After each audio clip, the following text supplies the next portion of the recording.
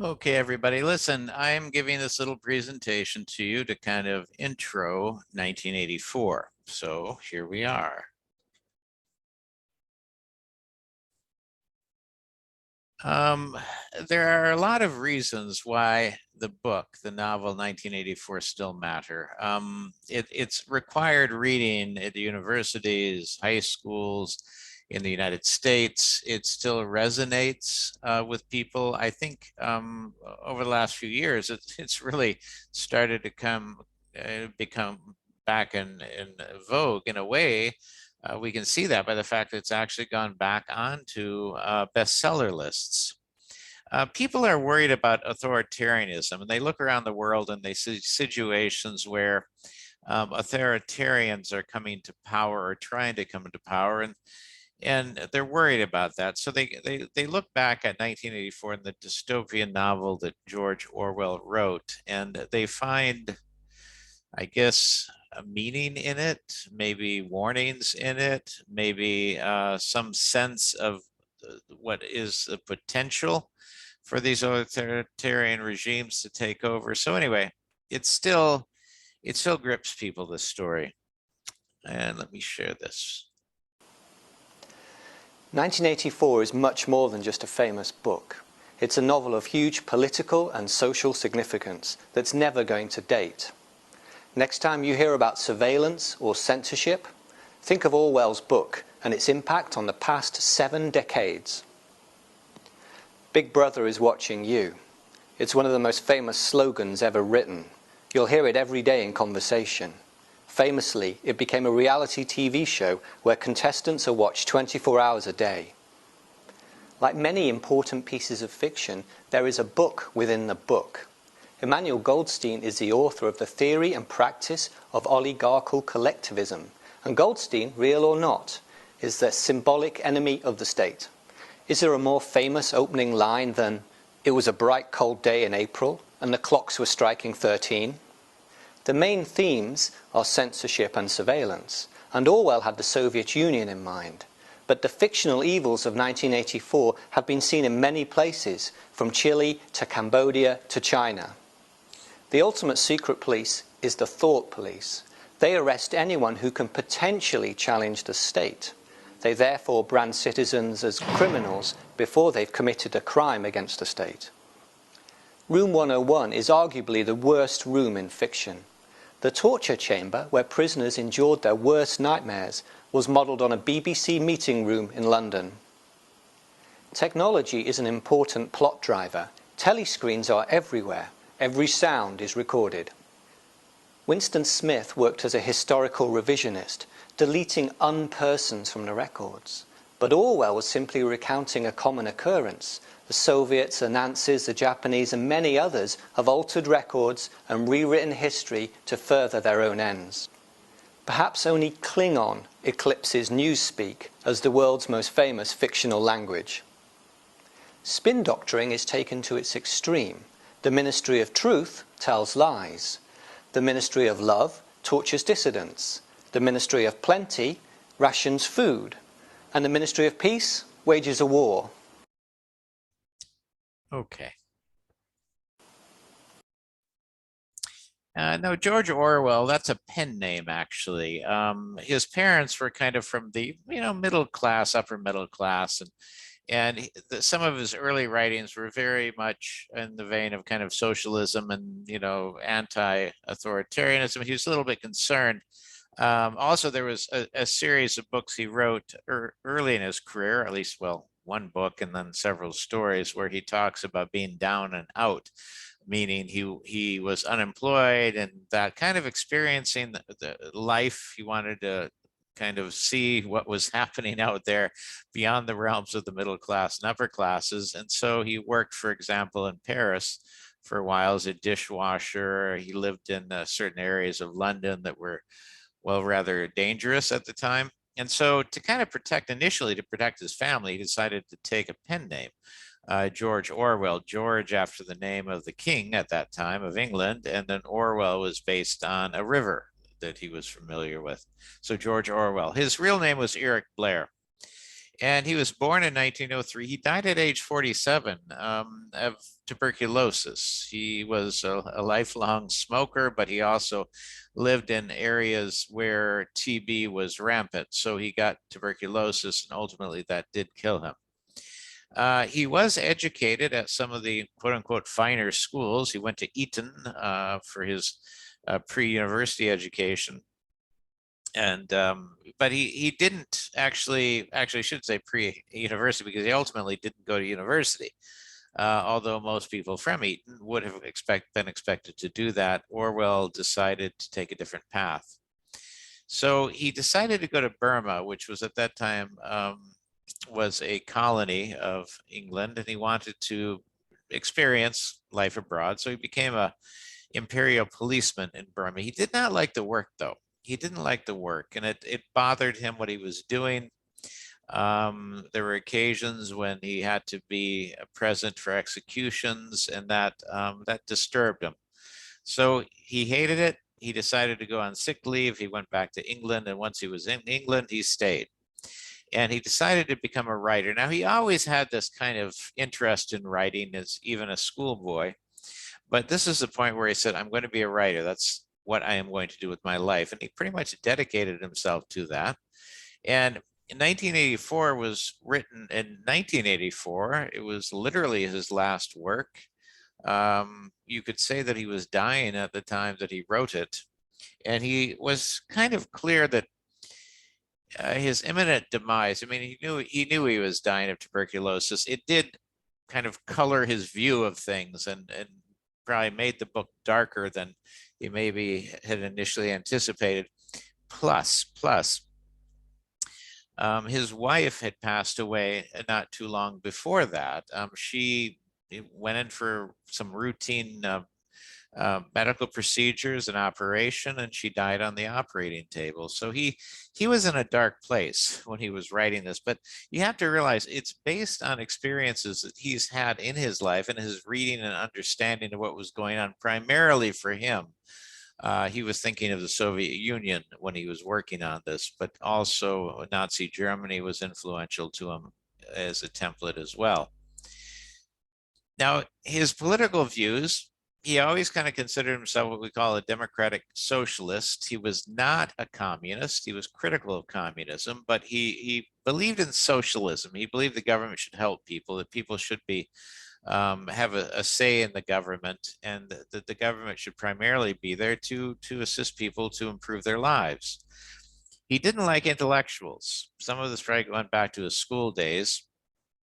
He didn't like intellectuals, people who, made their time, and that I think, like university professors myself, probably he would have possibly not liked at least my job. He did not like intellectuals. He didn't like lying, cruelty. He didn't like political authority, especially the one that was, in moving towards totalitarianism. And he opposed Stalin and Hitler, and he was very outspoken during World War II. He even put his life on the line to deal with this, whether it be in Spain or other places. Now, the setting of 1984's genre, it's futuristic. It was supposed to be futuristic. That's why 1984, it was written primarily in 1947, published in 1948. And the setting is London, but it's not in what they call England anymore. It's called Oceania, which is made up of North America and England, kind of this future state. And here's what Orwell means.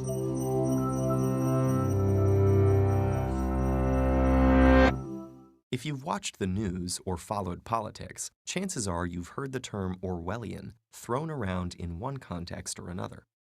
But have you ever stopped to think about what it really means or why it's used so often? The term was named after British author Eric Blair, known by his pen name George Orwell. Because his most famous work, the novel 1984, depicts an oppressive society under a totalitarian government, Orwellian is often used simply to mean authoritarian.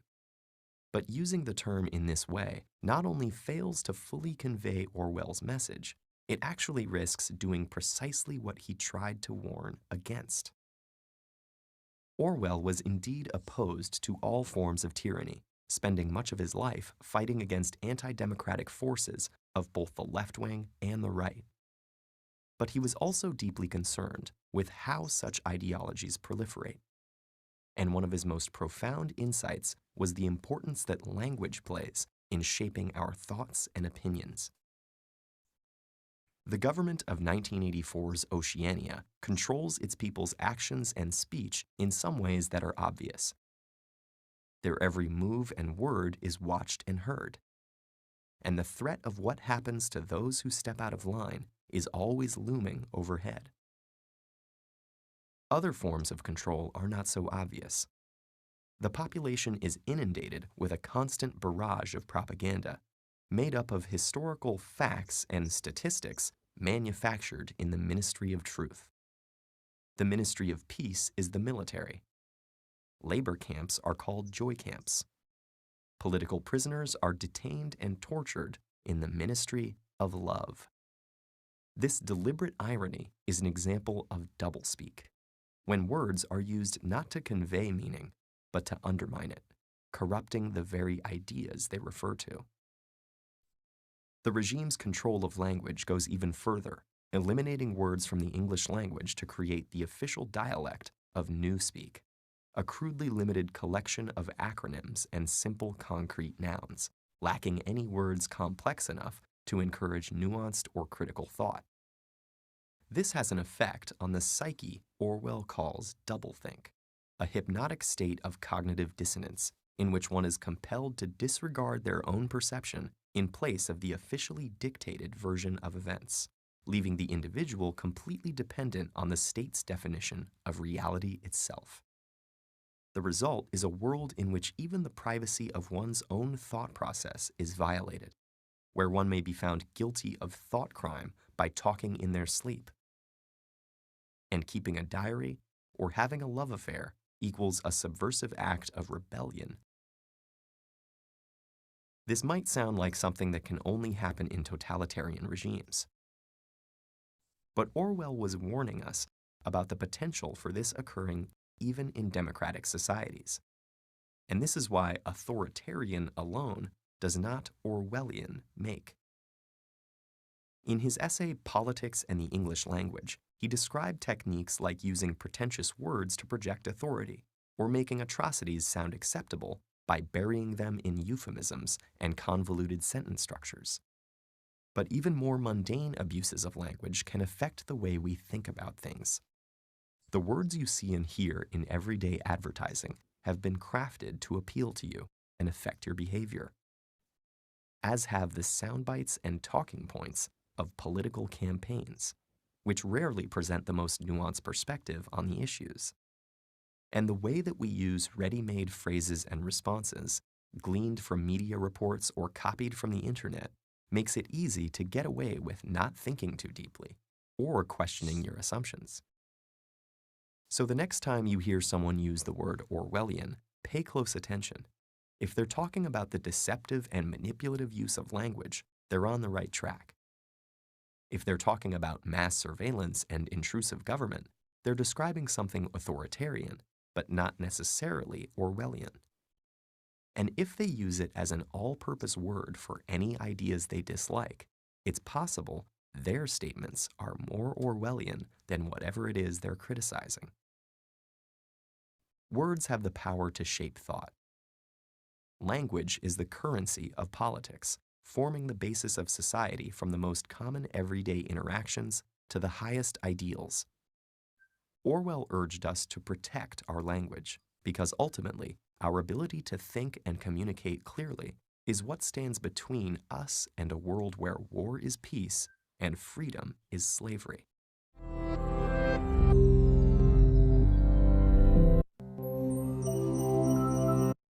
Okay.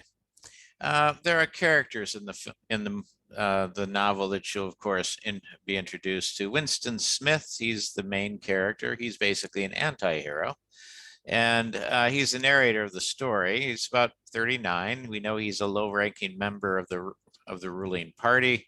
Means he's kind of separate. There's the party And then there are other people, and we'll be talking about them also. He secretly hates Big Brother, who is kind of the dictator, and we never meet Big Brother, or maybe we do. That's always a question. He hates Big Brother. He harbors these dreams of revolution. He wants change. He is frail. He is physically weak. He's contemplative. He's a bit of an intellectual himself. And in some ways, he's often thought of as kind of maybe an alter ego for Orwell himself, Eric Blair. And then his lover is Julia. She's in her mid-20s. She also is a member of the ruling party, just like him, though, kind of a secondary member, so not very powerful at all. She is very optimistic. She's also rebellious in a way, and she kind of initiates the love affair even. And O'Brien will be this character who is powerful, mysterious. In some ways, it's almost like he stands in for, or possibly is, Big Brother. And Winston believes O'Brien is the member of this brotherhood, which was kind of an anti-party set of rebels from times past. He admires and trusts O'Brien, but never quite figures him out. He's impressed by him. Then you have this Mr. Charrington. He's going to be this kind man. He runs this little, it's almost like a junk shop, a secondhand shop. And Winston rents a room from him. He also buys a little, paperweight from him, crystal paperweight. Julia and he meet in that room to carry on their love affair. Then you have Big Brother, who actually never meet directly. He is kind of a perceived ruler. His pictures everywhere. He looks like a combination of Hitler and Stalin with the mustache and that. And his image is every place. So he's almost like a godlike image that they show of him. And you can't help but see his face everywhere. And this is a final warning from Orwell. He's dying at this point. He's being interviewed. I think this is his last interview. He's being interviewed by the BBC. He's actually laying in his bed, but he talks about his book and what he was trying to do. But he left one final warning. 1984 is, I believe, a quite terrifying masterpiece. So terrifying, in fact, I don't think I should like to read another like it.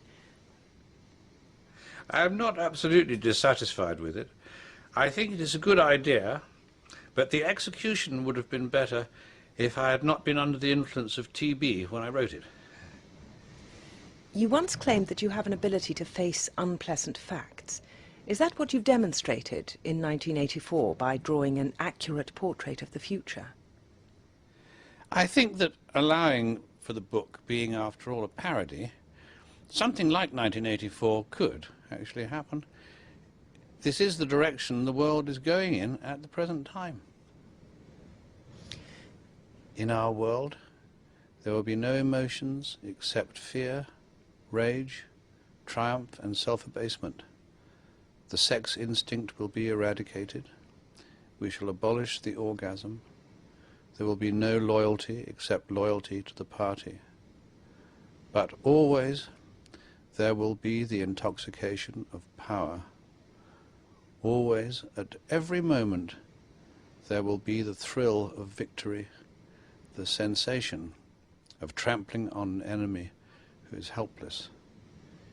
If you want a picture of the future, imagine a boot stamping on a human face forever.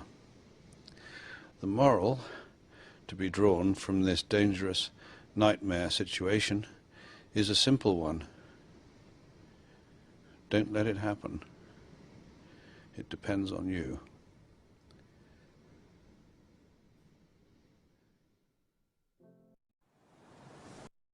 Okay, and that is my introduction. All right, you'll be reading the book. You have your assignment for our initial reading assignment, and anyway, like I said, it still resonates. This book, it still matters. It's important to us.